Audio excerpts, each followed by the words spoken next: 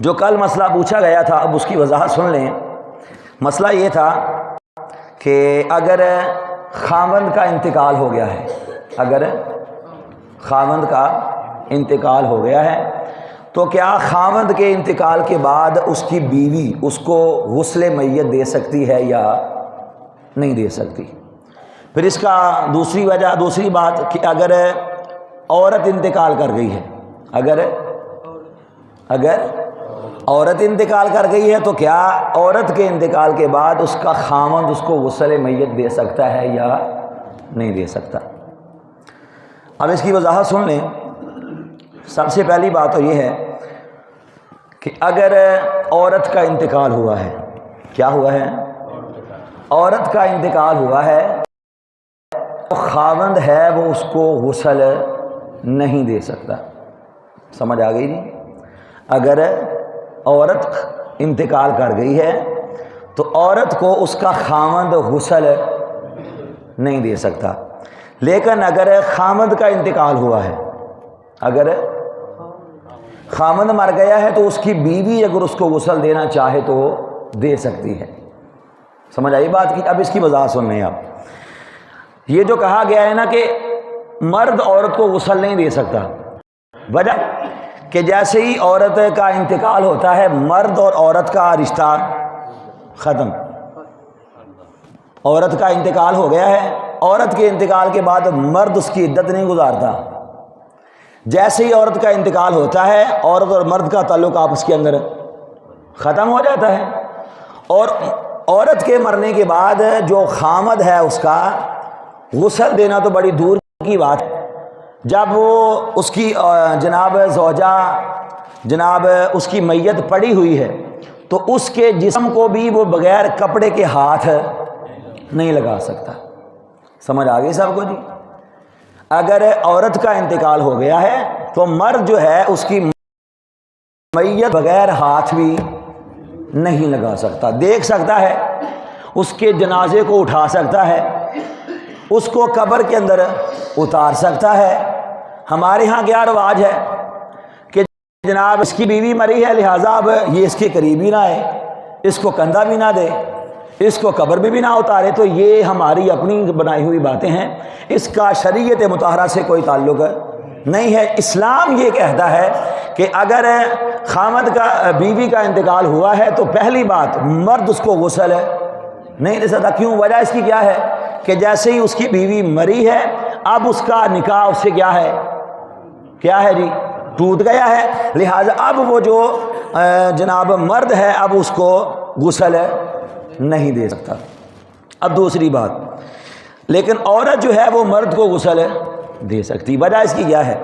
وجہ یہ ہے کہ جب خاوند مرتا ہے تو اس کے بعد عورت اس کی عدت کو ہے، عورت 4 مہینے 10 دن تک وہ اس کے نکاح کے اندر ہوتی ہے، اس 4 مہینے 10 دن کے اندر وہ کسی اور سے نکاح نہیں کر سکتی، لہٰذا وہ اسی کے نکاح کے اندر ہے۔ لہٰذا اگر عورت اپنے خاوند کو غسل دینا چاہے دے سکتی ہے۔ سب کو سمجھ آ گئی اس بات کی؟ اب اس کے بعد یہاں پر ایک وہ شخص جو یہ کہتا ہے کہ نہیں مرد بھی اپنی بیوی کو غسل دے سکتا، اس کی دلیل آپ سن لیں۔ وہ دلیل کیا دیتے ہیں؟ وہ دلیل یہ دی جاتی ہے کہ میرے آقا نے سیدہ عائشہ صدیقہ رضی اللہ تعالی عنہا آپ سے ارشاد فرمایا، یہ حضور کی حدیث کے الفاظ ہیں، فرمایا کہ عائشہ اگر تم مجھ سے پہلے مر جاؤ تو میں تمہارا غسل دوں گا، کیا کروں گا؟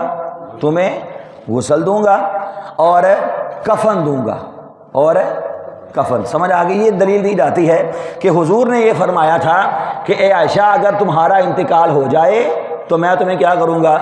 غسل بھی دوں گا اور کفن بھی دوں گا۔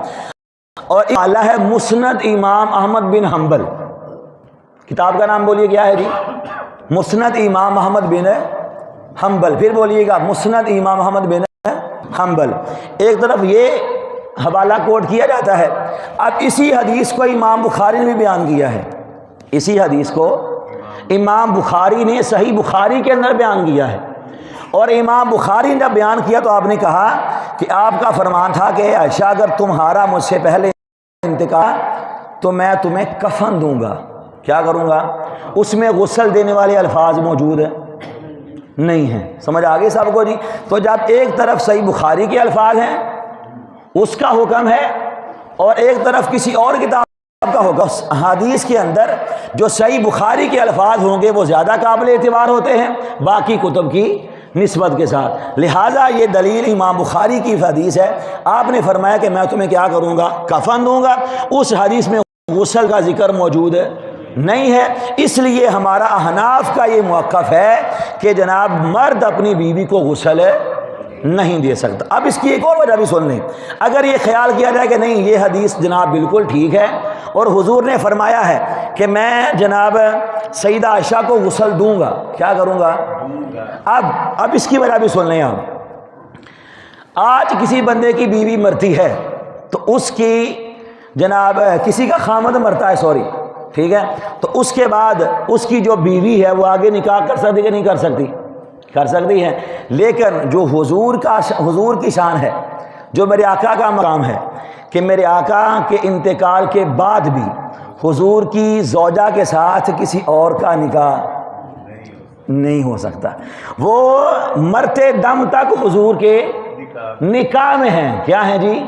حضور کے نکاح میں ہیں. میرے آقا کے وصال کے بعد بھی پوری امت کو حکم ہے کہ کوئی بندہ بھی حضور کی زوجہ کے ساتھ دوبارہ نکاح نہیں. فرمایا وہ تمہاری مائیں ہیں. کیا ہیں؟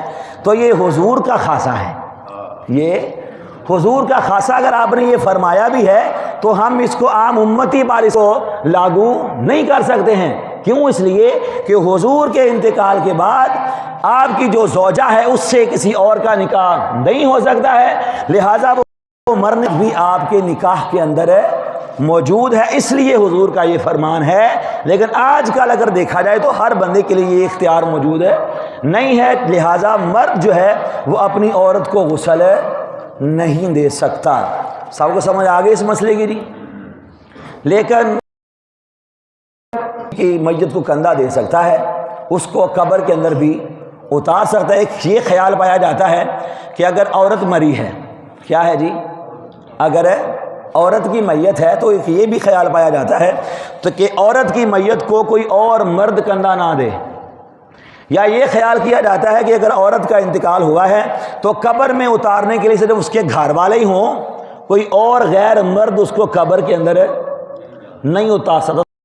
تو یہ ہمارا گھڑا ہوا ہے، اس کی بھی شریعت نے کوئی قید نہیں لگائی ہے. کئی میت کو کندھا دینا، اس کو قبر میں اتارنا، یہ سب کے لیے بولیے کیا ہے؟ جائز ہے، چاہے اس کے گھر والے ہیں یا گھر والے نہیں ہیں. سب کو سمجھ آگے جی؟ اگر کسی کے ذہن میں کوئی سوال ہو تو وہ مجھ سے اس کے بارے میں پوچھ سکتا ہے.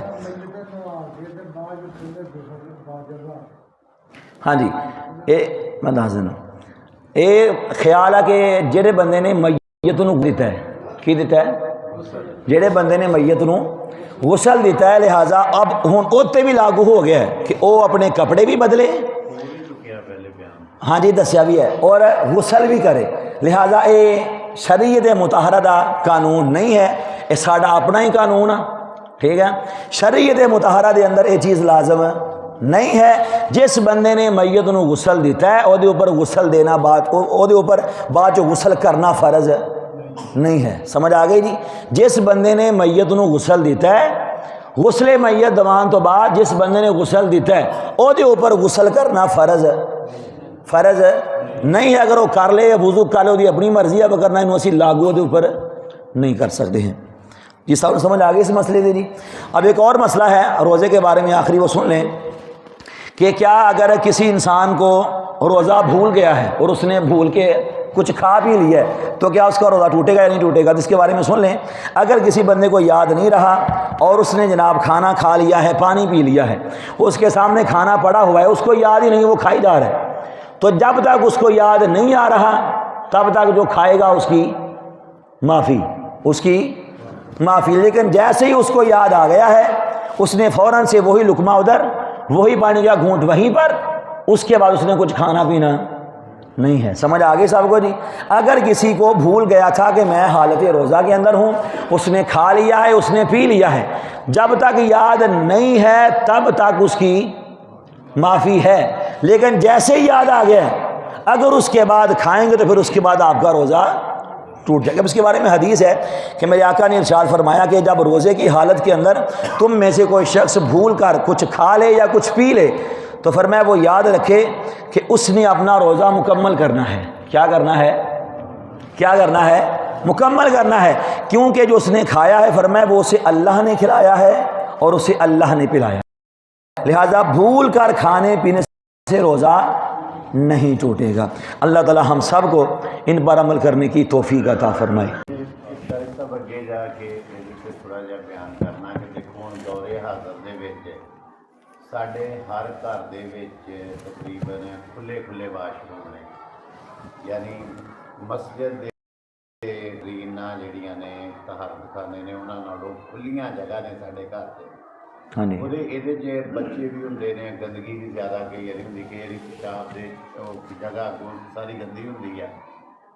ਔਰ ਘਰਾਂ ਦੇ ਵਿੱਚ ਨਹਾਉਣ ਦਾ ਵੀ ਤਕਰੀਬਨ ਹਰ ਘਰ ਹੀ ਇੰਤਜ਼ਾਮ ਹੈ। ਇਹ ਮਸਜਿਦ ਦਾ ਜਿਹੜਾ ਤਹਾਰਤਖਾਨਾ ਜਾਂ ਗੁਸਲਖਾਨਾ ਨਹਾਉਣ ਵਾਲਾ ਜਾਂ ਵਜ਼ੂ ਆ, ਮਤਲਬ ਇੰਤਜ਼ਾਮਾਤ ਹੁੰਦੇ ਹੀ ਆ ਵੀ ਮੁਸਾਫਿਰ ਵੀ ਆ ਸਕਦੇ ਆ, ਆਪ ਵਾਲੇ ਹੁੰਦੇ, ਮਤਲਬ ਬੱਚੇ ਪੜ੍ਹਨ ਵਾਲੇ ਹੁੰਦੇ।